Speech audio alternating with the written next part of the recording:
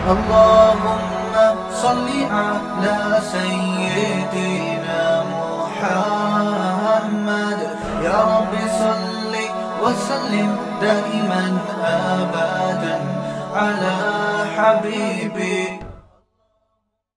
ومن اراد الآخرة وسعى لها سعيها وهو مؤمن فأولئك كان سعيهم مشكورا. اس آیت میں اللہ نے کامیاب ہونے کی 4 شرطیں بیان کی ہیں. ہم میں سے ہر شخص چاہتا ہے نا کامیاب ہونا, تو اللہ نے کتنی شرطیں بیان کی ہیں؟ 4. سب سے پہلی شرط ومن اراد الآخرہ, آپ کی نیت کیا ہونی چاہیے؟ آخرت. انسان تہجد گزار ہو, اللہ کی راہ میں جہاد کرے, تبلیغ کرے, اگر نیت اللہ کی رضا نہیں ہے تو وہ عمل مقبول نہیں. کتنا ہی بظاہر حدیث میں آتا ہے وہ شہید جہنم میں ڈال دیا جائے گا جو لوگوں کو دکھانے کے لیے اللہ کی راہ میں لڑاؤ. دوسری شرط اللہ نے کیا بیان کی ہے؟ وسعا, صرف نیت کافی نہیں ہے بلکہ کیا کرے؟ کوشش. بیٹھا ہوا ہے ہاتھ پہ ہاتھ رکھے ہوئے, میری نیت ہے میں صدقہ خیرات کروں گا, صدقہ کرنے کی کوشش نہیں کرتا. میری نیت ہے میں رشتہ داری کو جوڑوں گا, جوڑنے کی کوشش نہیں کرتا. میری نیت ہے میں جہاد کروں گا, تیاری نہیں کرتا, کوشش نہیں کرتا, نیت نہیں کرتا. نیت سے مراد عمل کی نیت. میری نیت ہے جی میں ماں باپ کی خدمت کروں گا مگر خدمت کی کوشش نہیں کرتا. تو اللہ نے کامیابی کی دوسری شرط کیا بیان کی ہے؟ وسعا, کوشش بھی بولے نا بھائی کرنی ہے. تیسری شرط وسعا لہا سعیہا, کوشش آخرت والی, اخپل طریقے سے کوشش. بولو بھائی اخپل تو سمجھتے ہیں نا, اخپل کوشش نہیں چلے گی. اب دیکھو فجر کی 2 رکعتیں ہیں نا, اگر میں کہوں کہ یار ایک اور ملا لو ساتھ میں, 3 پڑھ لو, بھائی میں کوئی غلط تو نہیں کر رہا نا کہ نبی امام نے 3 پڑھائی پبلک پکڑ لے گی امام کو, بھائی امام صاحب آپ سے بھولے سے ایسے ہوا ہے. امام صاحب کہتے ہیں استغفر اللہ, بھولے سے نہیں, میں نے جان کر پڑھی ہیں 3 رکعتیں. کیوں بھائی امام صاحب جان کر کیوں پڑھی؟ بھائی میں نے اس لیے پڑھی ہے کہ 2 سجدے پہلی رکعت میں, 2 دوسرے میں, 2 اگر گریبی میں لگا دو تو کیا جا رہا ہے بھائی؟ 4 تو اللہ کی طرف سے فرض ہیں, 2 ہماری طرف سے کیا ہو گئے؟ گریبی ہو گئے. اور اگر تم لوگ کو تکلیف ہوئی ہے, ٹائم زیادہ لگ گیا ہے, تو کل نہیں کروں گا میں, چلو کل سے دوبارہ 2 رکعتیں پڑھاؤں گا. آپ چھوڑ دو گے امام کو؟ بولے گا بھائی دوبارہ پڑھا نماز, بلکہ آپ تو کہو گے پتہ نہیں عقیدے اس کے صحیح ہے بھی یا نہیں ہے, دوسرا امام لاؤ بھائی. اب وہ دلیل میں یہ دینا شروع کر دے کہ منع دکھاؤ, کہاں تیسری رکعت سے نبی صلی اللہ علیہ وسلم نے منع کیا ہے, کہاں نبی صلی اللہ, اور عقلی دلیل یہ دے کہ نبی کیسے اللہ کے سامنے سجدہ کرنے سے روک سکتے ہیں؟ ہم تو 4 کے 6 سجدے کر رہے ہیں. نبی نے تو فرمایا قرۃ عینی فی الصلاۃ, میری آنکھوں کی ٹھنڈک کس میں ہے؟ نماز میں, اور سجدہ تو رکن اعظم ہے. تو بھائی نبی نے منع کہاں کیا ہے؟ منع کی حدیث دکھاؤ. جتنے مرضی دلائل کے زمین آسمان کے قلابے ملا دے, میرا خیال ہے کوئی گنوار سے گنوار دیہاتی 5ویں کلاس کا بچہ بھی اس کے دلائل سے متاثر نہیں ہوگا. بھائی نبی نے جب 2 پڑھے تو نبی سے آگے نکلنے کی کوشش کر رہا ہے. 2 رکعتیں پڑھی ہیں, عبادت توقیفی ہوتی ہے, اس میں اخپل طریقہ نہیں چلتا. یہاں تو میرے بھائی ہماری سمجھ میں یہ بات آتی ہے کہ بہت معذرت کے ساتھ جب ہماری خاندانی رسومات اور ہماری بدعتیں ہمارے سامنے آ کے کھڑی ہوتی ہیں اور شریعت دوسری طرف, تو پھر ہمیں یہ حدیثیں اور یہ باتیں سمجھ میں نہیں آتی. وہاں ہم کہتے ہیں حرج کیا ہے. ایک صاحب نے مجھ سے پوچھا یہ وضو کی ہم اتنی دعائیں پڑھتے ہیں اور طواف میں عجیب عجیب دعائیں مشہور ہیں, طواف کی دعائیں جو ہے اگر ہم پڑھیں تو حرج کیا ہے؟ میں نے کہا حرج یہ ہے کہ جو چیز ثابت ہے وہ چھوٹ جائے گی آپ سے. تو نا جب بھی کوئی انسان ایک بدعت پر عمل کرتا ہے نا تو اللہ اس سے سنت چھین لیتے. ہمارے شیخ حضرت مفتی رشید احمد صاحب فرمایا کرتے تھے بعض لوگ عملاً بدعتی ہوتے ہیں اور بعض مزاج کے بدعتی ہوتے ہیں. ان کو لگتا ہے کوئی چیز مارکیٹ میں نہیں آئے نا تو ان کو وہ والی چیز میں مزہ نہیں آتا جو ثابت شدہ ہو قرآن و سنت سے. تو قرآن نے کیا کہا ہے؟ وسعى لها سعيها, آپ کی اخپل کوشش بولو نہیں چلے. ساری رات انسان الٹا لٹک کے نماز پڑھتا رہے, ثواب ملے گا؟ بتاؤ, سیدھے کھڑے ہو کے نماز پڑھنا زیادہ مشکل ہے الٹا لٹک کے؟ محنت زیادہ کون کر رہا ہے؟ سعی, کوشش تو وہ کر رہا ہے جو الٹے لٹک کے پڑھ رہا ہے, لیکن نماز کس کی ہوگی؟ جو تمیز سے سیدھا کھڑا ہو کے نماز پڑھ رہا ہے. میرا اندرون سندھ دورہ ہوا, مجھے نہیں پتا تھا ان کے یہاں میت بھی ہو گئی ہے, تو اور میت ہوئے ہوئے بھی کئی دن ہو چکے تھے. میں وہاں گیا, میں تو سندھی حضرات تھے بڑے محبت کرنے والے, بیان سن رہے ہوں تو بھائی معذرت. تو ان کے کہیں والد صاحب کا 30-40 دن پہلے انتقال ہو گیا تھا. اب جو بھی آ رہا ہے نا 30-40 دن کے بعد بھی کیا کر رہا ہے؟ ہاتھ اٹھا کے دعا. مجھے پتا تھا یہ ان کی رسم ہے, جو نہ مانگے نا اس کو چھوڑتے نہیں ہے. یہ 3 دن ویسے ہی تعزیت, اتنا لمبا غم کو کھینچنا شریعت میں ویسے بھی نہیں ہے نا. میں نے ارادہ کر لیا, میں نے کہا میں بس اخپل طریقے سے دعا مانگوں گا, ہاتھ نہیں اٹھاؤں گا. میں نے ان سے کہا, انہوں نے مجھے کہا وہ ہمارے ابا کا بھی انتقال ہو گیا تھا, ذرا دعا کر دیں. میں نے کہا دل سے دعائے اللہ ان کی مغفرت فرمائے, ان کے درجات کو بلند فرمائے, ان کو ترقیاں. اتنی میں نے اپنے ابا کے لیے شاید دعا نہیں مانگی ہوگی جتنے ہاتھ اٹھائے بغیر ان کے ابا کے لیے دعا مانگی. انہوں نے کہا ہاتھ اٹھا کے ہو جائے. میں نے کہا بس یہ ہو گئی ہے, بس اتنا کافی ہے. نہیں جی ہاتھ اٹھا کے ہو جائے. میں نے کہا ہو گئی نا دعا, دل سے دعا مانگی. تو کہہ رہے ہیں آپ ہاتھ کیوں نہیں اٹھا رہے؟ میں نے کہا دیکھو سب اٹھاتے ہیں, یہ ضروری سمجھ لیا ہے. کوئی چیز اپنے اوپر مسلط نہ کرو, ہنسی خوشی زندگی گزارو. جو زندہ ہیں ان کی بھی فکر کرو نا, کچھ ان کو ٹینشن نہ دو.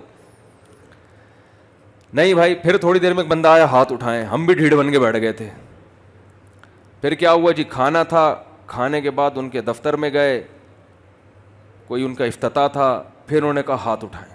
میں نے کہا اللہ اس سے زیادہ میرے بس میں, یہ پکڑ کے مجھے ماریں گے. پھر میں نے ہاتھ اٹھا لیا. میں نے کہا اللہ میں تو چاہ رہا تھا لیکن یہ جبر میں آ جاتا ہے, اس سے زیادہ میرے بس میں نہیں ہے. تو بھائی کیوں جو چیز شریعت سے ثابت نہیں ہے اس کے پیچھے کیوں اتنا پڑ جاتے ہو؟ عربوں میں میتیں ہوتی ہیں, کتنے آرام سے انسان ہنستا کھیلتا دنیا سے جاتا ہے, اور کوئی قرآن خوانیاں نہیں ہوتی اس کے لیے, کوئی بڑے بڑے پروگرام نہیں ہوتے. ما تعالی الایمان ما قدر اللہ. عربوں کی زبان پہ 2 جملے ہوتے ہیں, ما قدر اللہ جو اللہ نے مقدر کیا, ما تعالی الایمان خوشی کی بات ہے, ایمان پر گیا. دعا کرتے رہتے ہیں بیٹھ کے اس کے لیے. تو ایمان کے بغیر کوئی نیکی مقبول نہیں ہے. مجھ سے لوگ اکثر پوچھتے ہیں یہ اتنے بڑے بڑے سائنسدان تھے, انہوں نے انسانیت کی اتنی خدمت کی ہے, اور آپ کہتے ہو یہ جنت میں نہیں جائیں گے, تو ان کو کوئی آخرت میں بدلہ نہیں ملے گا, ایسا کیوں ہے بھائی؟ اسلام ایسا سخت نظریہ کیوں سکھاتا ہے؟ میں ان سے کہتا ہوں دیکھو ان بڑے بڑے سائنسدانوں نے آپ کی خدمت کی, جس کی وجہ سے آپ کو ان سے اتنی محبت کہ آپ کو ان کا جنت میں نہ جانا اور جہنم میں جانا برا لگ رہا ہے. تو جس اللہ نے ان پر اتنے احسانات کیے تو اس اللہ سے ان کو تعلق کیوں نہیں تھا؟ آپ کو ان کے ایڈیسن نے بلب ایجاد کر لیا, ایک بلب دیا ہے اس نے. اب ہمارے یونیورسٹی کے طلبہ چاہتے ہیں جہنم میں نہ جائے, ہم بھی یہی چاہتے ہیں نہ جائے, تو بھائی اگر نہ جائے تو ہمیں کیا ہوا؟ لیکن اللہ کہہ رہا ہے کہ نہیں, اگر اس تک اسلام کی دعوت پہنچی تھی, عقیدہ توحید اس تک پہنچا اور اس نے عقیدہ توحید پر ایمان نہیں لایا, اللہ نہیں معاف کرے گا, یہ قرآن کا فیصلہ ہے. اب ہمارے جو یونیورسٹی کے لوگ ہیں نا ان کو بڑے اشکالات ہوتے ہیں, اور اتنی انسانیت کی خدمت کی, بلب بنا کے چلا گیا. وہ بلب کیا کیا کر رہا ہے آپ دیکھو, وہ بلب جناب روشنی کا کام بھی کر رہا ہے, بیکری کے کیکوں کو بھی کیا کر رہا ہے, تازہ رکھ رہا ہے نا. پتہ نہیں لگتے ہیں, پہلے تو وہ کیک کو گرم کرنے کے لیے بلب لگایا کرتے تھے. تو کتنی خدمت کر کے چلا گیا وہ, اور یہ مسلمان لوگ کہتے ہیں کہ وہ جنت میں نہیں جائے گا. تو بھائی اس نے ایک بلب دے کر آپ پر احسان کیا, اور آپ کو اس کا جنت میں, اس کا جہنم میں جاتے ہوئے ترس آ رہا ہے کیونکہ آپ کا محسن ہے. تو جس خدا نے سورج دیا, چاند دیے, جس خدا نے ایڈیسن کو پیدا کیا, جس خدا نے اتنے بڑے بڑے ان لکم فی الانعام لعبرا نسقیکم مما فی بطونہ من بین فرث ودم لبنا خالصا سائغا للشاربین. قرآن کہتا ہے سوکھا چارہ ہم ان جانوروں کو کھلاتے ہیں, سوکھے چارے کو تم رگڑ کے دیکھو تیل کا ایک قطرہ نہیں نکلے گا, لیکن اس جانور کو کھلاتے کیسا چکنا گاڑا دودھ اس سوکھی گھاس سے اللہ نکال کے دکھاتا ہے. اور اس خالصاً فرمایا کہ نہ اس میں گوبر کی بدبو نہ خون کی بدبو. ایک ہی فیکٹری میں اس چارے سے گوبر بھی بن رہا ہے, خون بھی بن رہا ہے, دودھ بھی بن رہا ہے, لیکن اس فیکٹری میں جہاں دودھ تیار ہو رہا ہے نہ گوبر کی بدبو آتی ہے نہ خون کی رنگت. خالصاً یہ اس کا کلر دیکھو اور مزہ دیکھو, سائغا للشاربین, پینے والوں کے حلق میں پھسلتا چلا جاتا ہے. بتاؤ دودھ کی ایجاد عجیب زیادہ عجیب ہے یا بلب کی ایجاد؟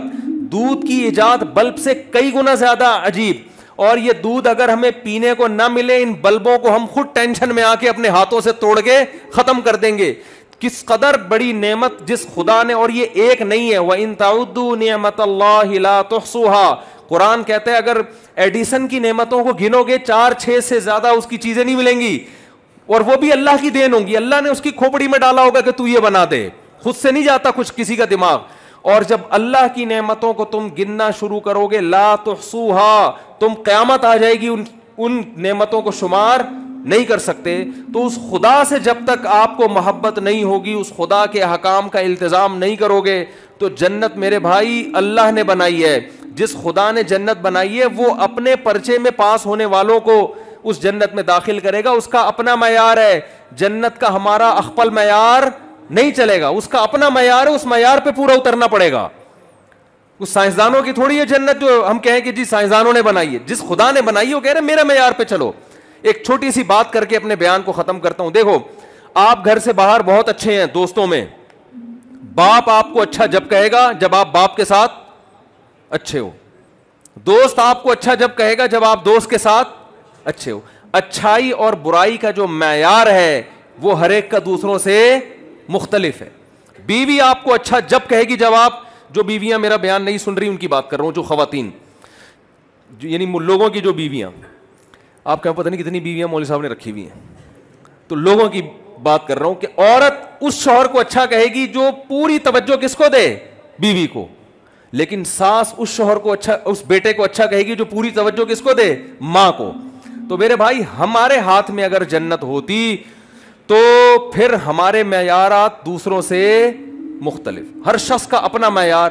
جنت چونکہ اللہ نے بنائی ہے لہذا معیار بھی کس نے رکھا ہے, اللہ نے. اللہ کہتا ہے جو سب سے پہلے میرے ساتھ مخلص ہوگا اس کو میں جنت میں داخل کروں گا. تو یہ اللہ کا معیار ہے. تو اللہ نے 4 شرطیں بیان کی, یاد رہیں گی. نیت اچھی ہو, نمبر 2 کوشش بھی کرے, نمبر 3 اس کوشش میں بدعتوں کو شامل نہ ہونے دے, اور نمبر 4 عقیدہ بھی اس کا صحیح ہو. یہ 4 کوشش ہوگی تو اللہ فرماتے ہیں فَأُولَئِكَ كَانَ سَعْيُهُمْ مَشْكُورًا. ان کی کوشش کا صرف بدلہ نہیں ملے گا, بہت اچھا بدلہ ملے گا. مشکورہ کا یہ مطلب ہے, صرف بدلہ نہیں بلکہ جتنا کرو گے کم سے کم 10 گنا, اور اس سے زیادہ اللہ جس کے لیے چاہے بڑھا دے. تو اللہ سے دعا ہے جو باتیں اللہ نے کہلوائیں اس میں جو کمی کوتاہی ہوئی اللہ معاف فرمائے. وہ تھوڑا سا میں ٹاپک آپ کے سامنے ایک بیان کر دوں, وہ میں جہاں جاتا ہوں وہ دعوت میں پہنچاتا ہوں. لوگ مجھے کہتے ہیں آپ ہر محفل میں 4 شادیوں کا ذکر کیوں کرتے ہو؟ میں کہتا ہوں اس لیے کہ دیگر حضرات کسی محفل میں اس کا تذکرہ نہیں کر رہے, ٹھیک ہے, تو مجبوراً کر رہا ہوں میں. جب دیگر حضرات بہت زیادہ تذکرہ اپنے بیانات میں شروع کر دیں گے تو پھر ہم یہ تذکرہ, کیا خیال ہے بھائی, ہم چھوڑ دیں گے. اب سوال پیدا ہوتا ہے دیگر حضرات یہ تذکرہ کیوں نہیں کر رہے؟ بھائی اس تذکرہ کرنے کے لیے پہلے ان کو دوسری شادی کرنی پڑے گی. لوگ کہیں گے اتنا اچھا کام ہے تو خود کیوں نہیں کر رہے بھائی؟ تو یہ ٹینشن ایسی کریٹ ہو گئی ہے, ٹھیک ہے. وہ ایک ہمارے والد صاحب ایک نصیحت کیا کرتے تھے کہ جب بھی کوئی شخص آئے نا اور کہے کہ اتنا پیسہ مجھے دو, میں کاروبار میں لگا کے اتنا پروفٹ دوں گا, تو آپ اس سے بولو جب تیرا اتنا اچھا کاروبار ہے تو میرے سے جو پیسہ لینا تھا وہ بھی اپنا ہی کیوں نہیں لگا دیتا اس میں, یا تو ہے نہیں نا اس کے پاس. اب ہے نہیں تو تجھے کاروبار کا تجربہ کہاں سے ہوا؟ تجربے کے لیے بھی تو پیسے چاہیے نا, اور اگر تیرے پاس پیسے ہیں تو مجھ سے کیوں لے رہا ہے؟ تو واقعی یہ جو آدمی پیسے لینے کے لیے آتا ہے نا وہ اتنا اچھا بن کے آئے گا لینے سے پہلے. ہمارے حضرت ایک بات فرمایا کرتے تھے کہ اس زمانے میں جو کسی کو قرضہ دے وہ بے وقوف، اور جو لے کے واپس کر دے وہ اس سے بڑا بے وقوف۔ اب اس وقت میری سمجھ میں یہ بات آتی نہیں تھی کہ جو دے وہ بے وقوف تو سمجھ میں آتا ہے، قرضہ دے یا انویسٹمنٹ کے لیے پیسے دے تو جو دے وہ تو بے وقوف سمجھ میں آتا ہے، جو لے کے واپس کر دے وہ تو فرض ہے شریعت میں بھائی وہ تو واپس کرنا، تو وہ بے وقوف کیوں، اس سے بھی بڑا۔ تو اب تجربے کے بعد جب ہمارے پیسے ڈوبے ہیں نا، سمجھ میں آیا کہ اصل میں وہ اس سے بڑا بے وقوف اس لیے کہ اس کو پتا تھا اگر میں واپس نہیں کروں گا تو یہ میرا کچھ بھی نہیں بگاڑ سکتا، پھر بھی واپس کر رہا ہے۔ تو اتنا نیک آج کل کوئی نہیں ہوتا کہ اللہ کی وجہ سے واپس کرے، وہ حماقت کی وجہ سے واپس، وہ سمجھ رہے یہ میرا کچھ بگاڑ دے گا، وہ یہ سمجھ رہے کہ یہ مجھ سے پیسے عدالت کے ذریعے پولیس کے ذریعے نکلوا لے گا، تو یہ بے وقوف ہے، یہ بہت بڑا بے وقوف ہے۔ اللہ کے خوف سے دے دے تو وہ تو مارکیٹ میں بہت تھوڑے سے لوگ ہیں نا، تو مثال تو ان کی دی جاتی ہے جو اکثریت ہوتی ہے۔ تو میں اس لیے میرے بھائی اس کا تذکرہ کرتا ہوں، میرے چند سوالات ہیں جن کا آج تک کسی نے کوئی جواب نہیں دیا۔ میں جب دوسری شادی کر رہا تھا نا، مجھے بہت لوگوں نے روکا، یہ کیا کر رہے ہو کیا کر رہے ہو، وہ آ کے مجھ سے بحث کرتے اور خود ارادہ کر کے چلے جاتے۔ میں ان سے چند سوال پڑھتا، تو میں آپ سے بھی چند سوال کرتا ہوں۔ دیکھو ہم یہ فرض کر لیتے ہیں لڑکے اور لڑکی برابر مقدار میں پیدا ہوتے ہیں، حقیقت میں ایسا ہے نہیں۔ یہ فیملی پلاننگ والے کہتے ہیں کہ یہ برابر ریشو ہے، حقیقت میں یہ ریشو برابر، لڑکیوں کی شرح پیدائش لڑکوں سے زیادہ ہے۔ اس کی ٹیکنیکل دلیل دوں گا میں، زیادہ آپ کو شماریات اور حسابیات اور کیلکولیٹر کی طرف نہیں لے کے جاؤں گا۔ دیکھو ہمارے ہاں فیملی پلاننگ کا بڑا رواج بڑھ رہا ہے۔ فیملی پلاننگ کا مطلب ہے 2 بچے ہی اچھے۔ اب آپ مجھے بتاؤ، جس کے 2 بچوں میں ایک بیٹا ہو گیا وہ تو 2 کے بعد بند کرا دے گا، جس کے بیٹا نہیں ہوا وہ بیٹے کی لالچ میں نسل بڑھائے گا کہ نہیں بڑھائے گا؟ یہ لازمی حصہ ہے۔ جن ملکوں میں فیملی پلاننگ پر عمل ہوا ہے نا، وہاں لڑکیوں کا ریشو لڑکوں سے بہت زیادہ ہونا چاہیے، مگر ہو اس لیے نہیں رہا کہ وہ لڑکی کو پیدا ہونے سے پہلے ہی ماں کے پیٹ میں قتل کر دیتے ہیں، جن میں انڈیا اور چائنا سر فہرست ہے۔ اب ہم تو یہ قتل کر نہیں سکتے۔ علامہ ابن کثیر نے لکھا ہے کہ پیدا ہونے کے بعد زندہ دفن کرنا اور ماں کے پیٹ میں مار دینا، یہ جرم میں دونوں چیزیں برابر ہیں، یہ قتل نفس ہے۔ تو انہوں نے تو اس کا یہ حل تلاش کیا، بھائی میاں بیوی الٹرا ساؤنڈ کرتے ہیں کہ بھائی لڑکا ہے تو آنے دو، ایک لڑکی بھی آنے دو، اس کے بعد اگر لڑکا ہے تو ٹھیک ہے، نہیں ہے تو مار دو پیٹ میں۔ وہ تو یہ کرتے ہیں، اور اس پہ بڑے قانون بھی بن رہے ہیں، وہاں کی حکومتیں قانون سازی کر رہی ہیں کہ بھائی یہ اس پہ پابندی لگائی جائے، لیکن قانون سے ہر چیز تھوڑی حل ہوتی ہے۔ اب جس معاشرے میں، مجھے ایک بات بتائیے، فیملی پلاننگ خاندانی منصوبہ بندی پر عمل ہوتا ہو تو وہاں لڑکیوں کا گروتھ ریشو لازماً بڑھے گا۔ بیٹے کی لالچ میں 6 بیٹیاں ہوں گی، بیٹی کی لالچ میں 6 بیٹے نہیں ہوتے۔ یہ ایک ایسی گراؤنڈ ریئلٹی ہے جس کا کوئی انکار نہیں کر سکتا۔ تبھی ہمیں یاد ہے بچپن میں حکومت نے بورڈ لگائے ہوتے تھے کہ لڑکی بھی اللہ کی نعمت ہے، بیٹے کی لالچ میں کنبا نہ بڑھائیں، یہ بورڈ لکھے ہوتے تھے، کیونکہ ان کو یہ تھا یہ جو گروتھ ریشو ہے نا یہ نیچرل نہیں ہے۔ جب نیچرل ہوتا ہے تو کسی کے 6 بیٹے ہو گئے تو دوسرے کے 6 بیٹیاں ہو گئیں۔ اب جب یہ نیچرل نہیں رہا ہے تو لڑکیوں کا ریشو کیا ہو گیا؟ بڑھ گیا۔ تو اب آپ بتاؤ پیدائش میں لڑکیاں لڑکوں سے زیادہ ہو گئیں کہ نہیں ہو گئیں؟ دوسری بات، میڈیکل سائنس یہ کہتی ہے بچپن میں لڑکوں میں جو ریزسٹنٹ پاور ہے بیماریوں کے خلاف مدافعت وہ کم ہوتی ہے، لڑکیوں میں زیادہ۔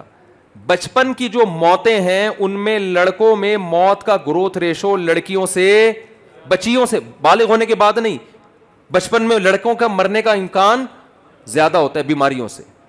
حتیٰ کہ جو کورونا آیا ہے نا، کورونا، اس میں بھی ڈاکٹر کہتے ہیں اس میں مردوں کی موتیں زیادہ ہوئی ہیں، عورتوں کی کم ہوئی ہیں۔ خواتین کو اللہ نے یہ جو نزلہ زکام اور اس ٹائپ کی بیماریاں ہیں نا ان میں ریزسٹنٹ پاور زیادہ ہوتی ہے مردوں کی نسبت۔ تو بچپن میں لڑکوں میں موت کا ریشو لڑکیوں سے زیادہ۔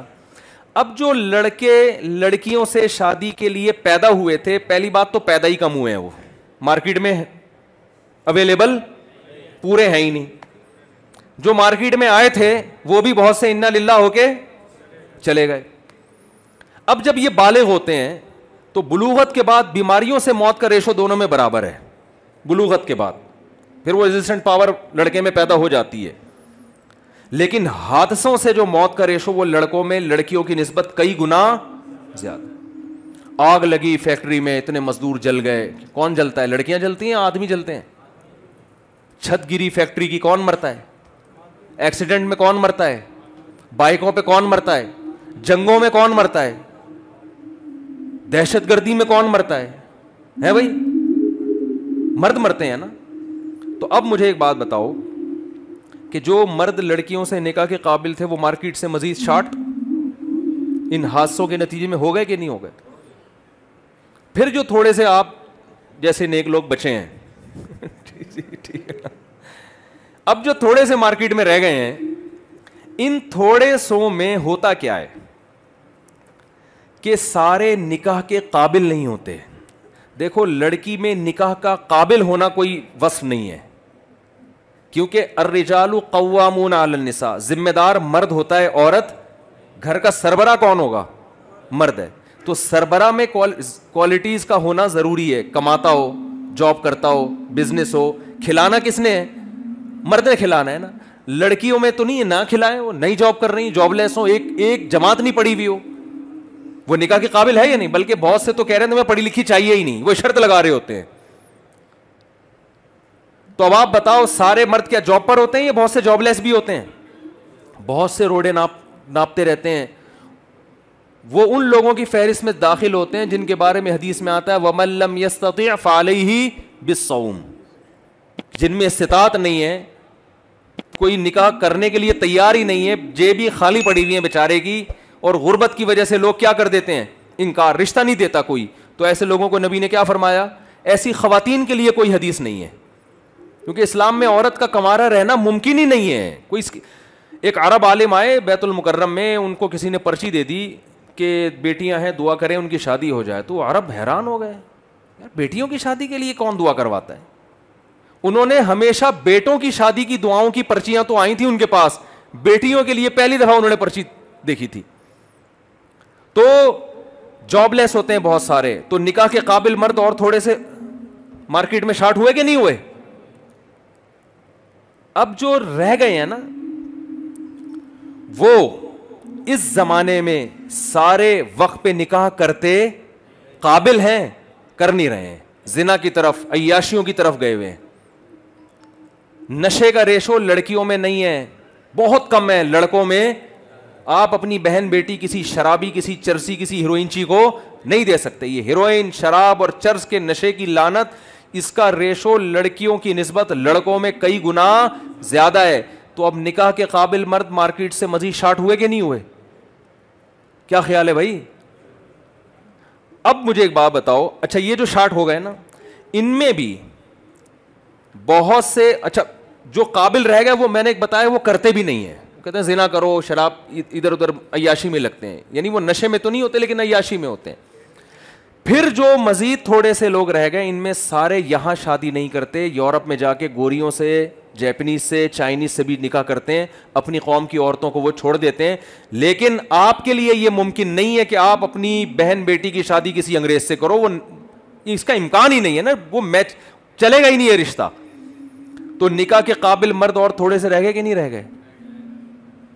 تو ان تھوڑے سے آدمی وہ کہتا ہوں, جو میں اور آپ 8-10 آدمی بچے ہیں, اگر ہم کیلکولیشن کریں نا, میں ہو گیا, آپ 4 ہو گئے, یہی ہو گئے, یا ان جیسے جو نہ شراب پیتے ہیں, جو کما بھی رہے ہیں, جو عدل بھی کر سکتے ہیں. تو یہ اگر ایک بیوی رکھیں گے, اس کا مطلب وہ قوم کی باقی عورتوں کا بیڑا غرق کر رہے ہیں.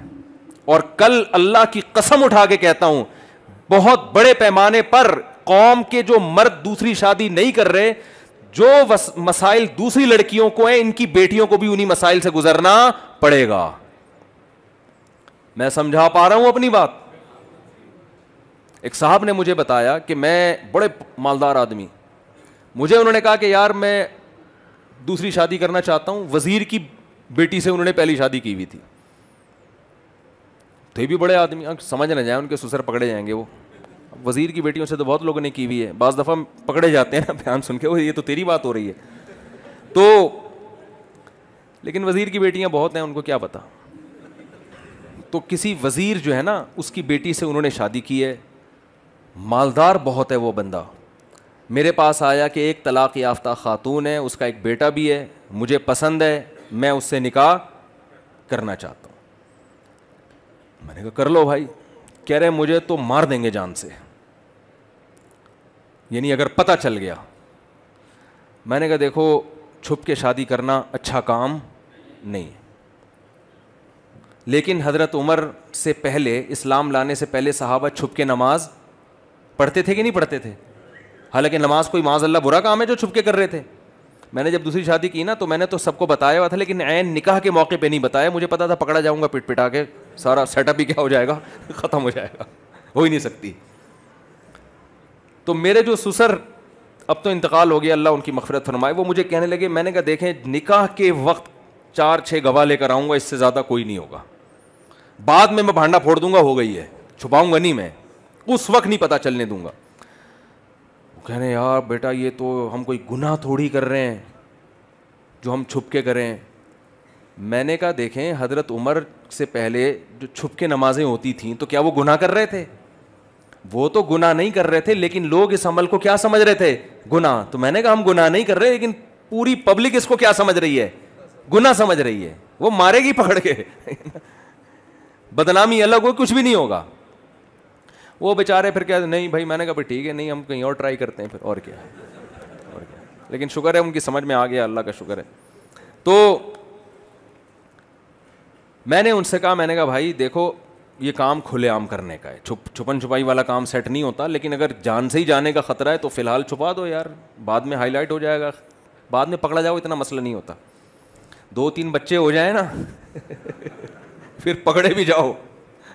میں اس کو چھپن چھپائی کو پروموٹ نہیں کرتا. اگر وقتی طور پہ چھپ کے نکاح کیا بھی ہے نا تو 1 ہفتے بعد اس کو, کیونکہ جب چھپن چھپائی ہوتی ہے نا تو مرد پھر بیوی کے حقوق نہیں ادا کرتا, وہ کہتا ہے اس کو لٹکا کے رکھو. اس لیے میں اس کو کبھی بھی وہ نہیں, لیکن ہاں وقت پہ تو میں یہی کہتا ہوں جب ہو رہی ہے اس وقت نہیں بتاؤ.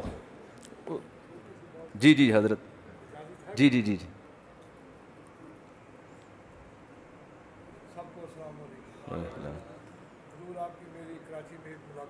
اچھا ماشاء اللہ, اچھا ماشاء اللہ, ماشاء اللہ ماشاء اللہ, زبردست جذبہ دیکھو. اچھا اچھا, ماشاء اللہ ماشاء اللہ ماشاء اللہ, زبردست زبردست. یہ ڈنڈا آپ نے اسی وجہ سے رکھا ہوا ہے. کل کے لیے میں نے کبھی کچھ رکھا بھی نہیں, ماشاء اللہ, کوئی بینک بیلنس نہیں ہے, ہر دن میرا اللہ اچھا گزارتا ہے. ماشاء اللہ ماشاء ٹھیک ہے, سب سے چھوٹی بیگم حافظہ ماشاء اللہ ماشاء اللہ, سے پوچھ کے میں نے اس مدرسے کا نام رکھا تھا مدرسہ فاطمہ اللہ. ماشاء اللہ زبردست بھائی. اب جوانوں کو تھوڑی, 29 میرے بچے ہیں. وہ آپ کو تو مونچھیں ایسے تاؤ دینا چاہیے. وہ ایک آدمی ٹرین میں جا رہا تھا, اس نے سامنے والے سے پوچھا, اب دیکھیں 29 بچے ہیں ماشاء اللہ, تو بھائی حضرت کی حضرت کو ویڈیو میں, حضرت آپ کی عمر کتنی ہے؟ صرف 70 سال عمر ہے ماشاء اللہ.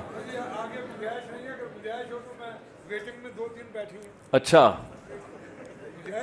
وہ ایک صاحب تھے, ان کی وائف کا انتقال ہو گیا, انہوں نے شادی کی تو ان کے بیٹے نے بھی پہلی کی موجودگی میں کر لی. تو باپ نے رکاوٹ ڈالی, یار تو کیوں کر رہا ہے؟ اس نے کہا ابا آپ نے بھی تو کی ہے. اس نے کہا وہ تو بیٹا میری تو گھر والی مر گئی, تیری ماں مر گئی اس لیے کی ہے. تو اس نے کہا ابا وہ میری والی نہیں مر رہی تو میرا کیا قصور ہے اس میں؟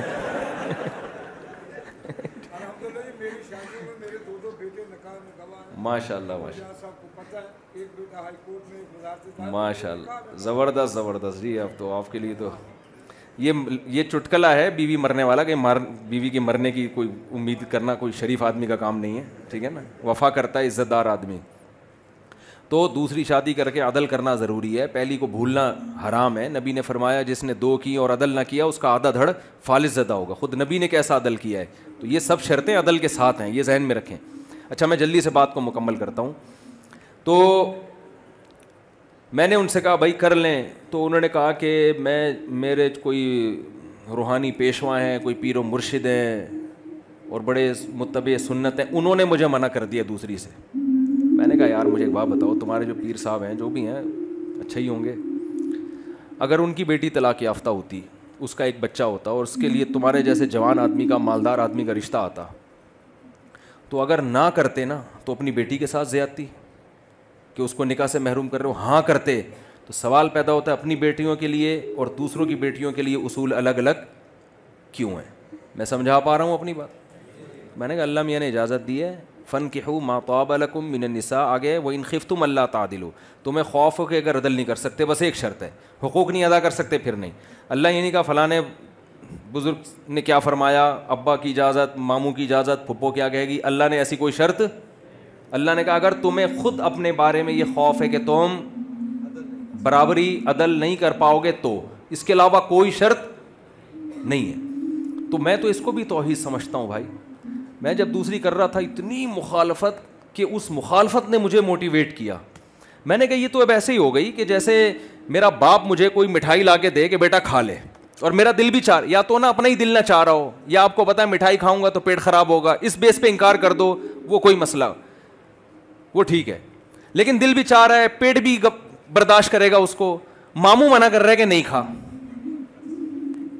اب میں نہیں کھا رہا تو ابا کہے گا بیٹا کیوں نہیں کھا رہا, میں تجھے ترغیب دے رہا ہوں کھا, تو میں کہوں گا ماموں منع کر رہے ہیں. اب ابا کو آئے گی غیرت کہ یار تو اب میرے اپنے ماموں کو, میرے سالے کو مجھ سے زیادہ ویلیو دے رہا ہے. بھائی تو بول دیتا میرا پیٹ خراب ہے یا مجھے شوگر ہے یا میں مٹھائی کھاتا ہی نہیں ہے, تو ابا کو اس پہ غصہ نہیں آئے گا. آپ اگر دوسری نہیں کر رہے, آپ افورڈ نہیں کر سکتے, آپ ٹینشن نہیں لینا چاہتے, آپ بیوی کے غم آنسو نہیں دیکھنا چاہتے, ٹھیک ہے, آپ اس لیے کہ لوگ کیا کہیں گے, اس کا مطلب اللہ کہہ رہے بھائی کوئی گناہ نہیں ہے اس میں, اور آپ کہہ رہے پبلک کیا کہے گی, یہ پھر یہ مسئلہ آ جاتا ہے غیرت کا. او بھائی جب اللہ نے کہہ دیا باڑ میں جائے ایسی کی تیسی, جو مرضی کہتے رہو. تو میں نے ان سے کہا کہ بھائی, اور انہوں نے کی الحمدللہ, اور 8-10 سال ہو گئے نبھا رہے ہیں الحمدللہ. تو مجھے یہ بات بتاؤ, جب اتنی عورتیں بے نکاحی ہیں, تو میں ایک مثال دیتا ہوں کہ 4 آدمی جو تیراکی جانتے ہیں, جن کا کام ہے سمندر میں ڈوبتے ہوئے کو بچانا, وہ 4 کھڑے ہوئے اور اتفاق سے 4 آدمی ڈوب گئے, تو یہ چاروں میں سے ایک ایک کو ڈوبنے سے بچائیں گے نا, کیا خیال ہے؟ لیکن ڈوبنے والے 4 ہیں, اور جو 4 ہیں نا جو بچانے والے, ان میں 2 بھاگ گئے. تو اب یہ 2 کی ذمہ داری ڈبل ہوگی کہ نہیں ہوگی؟ یا یہ کہیں گے کہ ایک کو تو ہم نے بچا لیا, دوسرے کو مرنے تو وہ اس کی ذمہ داری تھی, میری ذمہ داری نہیں ہے. او بھائی اب آپ کی ذمہ داری ڈبل ہو گئی ہے. ہونا تو یہ چاہیے تھا قوم کے ہر مرد نکاح کرتا, ان عورتوں کو ٹھکانہ دیتا, لیکن ہر مرد قابل نہیں ہے, زندہ ہی نہیں ہے, مارکیٹ میں اتنے بندے ہیں ہی نہیں. تو جو ہیں جن کو اللہ نے استطاعت دی ہے ان کی ذمہ داری بولو زیادہ. میں نے اپنی کتاب جو لکھی ہے نا 4 شادی, اس میں ایک عرب عالم عبداللہ ابن عبد الرحمن, عبداللہ جبرین کے نام سے مشہور ہے, بہت بڑے عالم تھے سعودی عرب کے, ان کا ایک فتویٰ نقل کیا ہے کہ جن علاقوں میں عورتوں کی کثرت ہے اور وہاں مرد ایک ایک بیوی پر اکتفا کیے ہوئے ہیں, جبکہ ان میں زیادہ نکاح کی استطاعت ہے, ان کے الفاظ ہیں اپنی کتاب میں نے نقل کیے کہ اگر اس کے باوجود وہ ایک نکاح کرتا ہے فنرا انہ آثم, ہم یہ سمجھتے ہیں کہ وہ گنہگار ہوگا. میں یہ فتویٰ نہیں دے رہا کہ آپ سب کبیرہ گناہ کے مرتکب ہیں, میں صرف ایک فتویٰ نقل کر رہا ہوں اور بتا رہا ہوں کہ اس کو آپ ہلکا نہ لیں. سمجھ میں آ رہی ہے بات؟ اس سے نسل بڑھے گی. عبداللہ ابن عمر رضی اللہ تعالیٰ عنہ کی زوجہ کا انتقال ہوا تو انہوں نے ارادہ کیا اب میں شادی نہیں کروں گا. وہ بڑے صوفی قسم کے تھے, عبادت گزار تھے. تو حضرت ان کی جو بہن تھیں حضرت حفصہ رضی اللہ تعالیٰ عنہ, انہوں نے سخت تنبیہ کی, فرمایا آپ نکاح کریں اس لیے کہ آپ کو اولاد ملے گی, اس سے وہ اولاد آپ کے لیے مغفرت کی دعا کرے گی. تو کیسی اولادیں ملی ہیں, سالم ابن عبداللہ ابن عمر, بخاری کے مشہور راویوں میں سے. اگر عبداللہ بن عمر نہ کرتے نکاح تو سالم بن عبداللہ بن عمر جیسے ملتے کیا؟ تو یہ اس لیے بھائی اس میں قناعت سے کام لینا ہمارے نبی صلی اللہ علیہ وسلم کا طریقہ نہیں ہے. سمجھ میں آ رہی بات؟ کوئی سوال آپ لوگوں نے پوچھنا ہو تو 5 منٹ کا ٹائم ہے, بلا تکلف جو پوچھنا ہے. اجازت ہے مولوی صاحب؟ آپ امام ہیں نا یہاں کے؟ کون امام؟ امام دیکھنے میں یہ لگ رہے ہیں اتنے باریک دبلے پتلے سے. جی اچھا ماشاء اللہ. کہتے ہیں کہ اگر محلے کا امام دبلا ہے نا تو یہ مقتدیوں کے لیے ایک عیب کی بات ہے کہ آپ کا امام اتنا باریک اور دبلا کیوں ہے. سمجھ رہے ہو؟ تو یہ مقتدیوں کے لیے افسوس کی بات ہے. مقتدی امام موٹا ہوگا اس کا مطلب مقتدی کیا ہے خیال کرتے ہیں امام کا. تو کوئی سوال کسی نے پوچھنا ہو, اجازت ہے جی امام صاحب آپ کی طرف سے بھی 5 منٹ بس, کوئی پوچھنا ہو, کوئی دل میں کوئی بات ہو تو بلا تکلف پوچھ سکتے ہیں. جی جی نہیں ایک گھر میں رکھیں تو میں کہاں رہوں گا بھائی, ہیلمٹ پہن کے جائے گا آدمی. پھر ایک گھر میں رکھنا ظلم ہے. آج 2 بہنیں اکٹھی نہیں رہتی, 2 بیویوں کو تو مار مار کے بیچاری نفسیاتی یا تو خود مر جائیں گی یا آپ کو ٹینشن سے مار دیں گے. وہ ایک آدمی نے کہا نا کہ ایک خاتون نے اپنے میاں سے کہا کہ جب وہ اپنے میاں کا سر دبا رہی تھی, کہہ رہی تھی کہ جب آپ کی شادی نہیں تھی تو سر کون دباتا تھا؟ اس نے کہا اس وقت سر میں درد ہوتا ہی نہیں تھا, سر دبانے کی ضرورت ہی نہیں تھی. جی محمد علی مرزا سے بات چیت نہیں ہو سکی. احقر تشریف تو لے کر کیا تھا لیکن دامت برکاتہم باہر نکلے نہیں, اور مارکیٹ سے ایسے شارٹ ہوئے ہیں کہ روزانہ ویسے ہی کوئی نہ کوئی کلپ آ جاتا تھا, وہ بھی نہیں آ رہا. ہمارا مقصد دیکھیں رسوا کرنا ہرگز نہیں تھا, لیکن ایک بات علماء سے ہم نے سنی ہے کہ جو صحابہ کے خلاف بولتا ہے نا اللہ اس کو پنپنے دیتے ہی نہیں ہے. یہ بس ایسا اللہ کا ایک نظام ہے کہ صحابہ کے خلاف اللہ نہیں سننا برداشت کرتے. ایک تو اس کے جو صحابہ کے خلاف بولتا ہے سب سے پہلے اس کے چہرے کا نور اللہ چھینتے ہیں, اس سے چہرے پہ رونق نہیں رہتی. اور دوسرا اس کے کسی بات میں وہ کتنے اخلاص سے کتنا ہی کام کر لے. بلکہ میں نے ایک عالم سے کسی کے بارے میں سنا, میں نے کہا وہ فلاں عالم تھے, انہوں نے صحابہ کے خلاف لکھا, بعد میں توبہ کر لی, پھر بھی ان کے سے کام نہیں ہو رہا اتنا. تو انہوں نے کہا کہ یہ ایسا جرم ہے نا کہ اس کی توبہ آخرت میں تو قبول ہوگی, ایسا لگتا ہے کہ دنیا میں اللہ توبہ قبول نہیں کرتا. ایسا اٹھا کے اللہ معاملہ کرتا ہے نا کہ بس اس کے عمل سے, اس کی تبلیغ سے اللہ نور چھین لیتے ہیں. تو یہ معمولی جرم تھوڑی ہے. جی جناب. میرا نام طاہر علیم ہے. جی جی اور میں مولانا مسجد الدین کا سالہ. اچھا ماشاء اللہ. میمن مسجد کراچی کے. جی جی جی جی پناہ بڑا میں پشاور میں ہوں. جی ماشاء اللہ. آپ نے جو پشاور کا جو نقشہ کھینچا اور جو وہ کیے, تو بتانے کا مطلب ہے کہ میں ہوں اردو اسپیکنگ, لیکن میری ساری پیدائش اور میری ایجوکیشن ساری پشاور سے.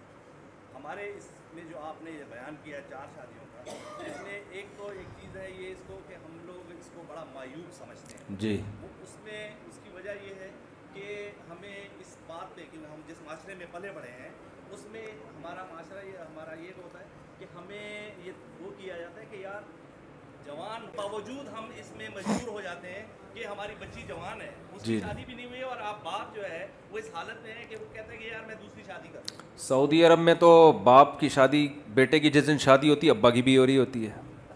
ابا کہتا ہے تو نئی دلہن لا رہا ہے تو میں تو تیرا باپ ہوں. یہ تو میری توہین ہے. تو میرا باپ ہے کیا؟ وہ کہتا باپ تو میں ہوں. جی سعودیہ میں مکہ پاک میں مدینہ پاک میں نماز بھی تو لوگ اکٹھی پڑھتے ہیں نا, وہ ادھر جہاں سے آپ نے جی جی جی جی جی ہاں جی ہاں جی. یہ آپ جیسی شخصیات نہیں پاکستان میں کام کر رہے ہیں. جی جی تو یہ تو غلط بات ہے کہ بچیاں بڑے ہو گئے تو کیا ہو گیا بھائی, بچے بڑے ہو گئے تو بچوں کی بھی کراؤ, ہاں ان کی شادی سے غافل نہ ہو. نوجوان اکثر کہہ رہے ہوتے ہیں ہمیں تو ابا ہماری بھی نہیں کرنے دے رہے. تو میں ان نوجوانوں سے کہتا ہوں اپنے ابا سے یہ کہا کرو کہ ابا اگر آپ کے ابا آپ کو شادی نہ کرنے دیتے تو کیا آپ میرے ابا بنتے؟ یہ کچھ ٹیکنیکل دلائل ہیں, نوٹ کر لیں.